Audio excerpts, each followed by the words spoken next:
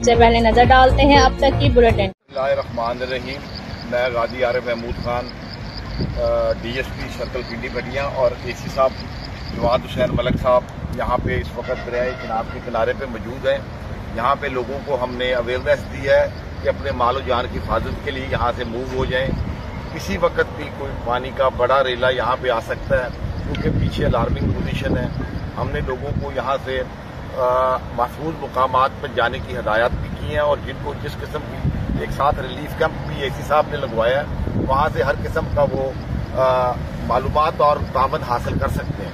तो इस सिलसिले में अगर कोई बंदा ये वीडियो के तवज्जुह से हम लोगों को ये अवेयरनेस देना चाहते हैं कि आप अपने आप को, अपने माल मवेशी को, अपनी जानो माल को बाहिफाजत कहीं और मुंतकिल कर दें। शुक्रिया।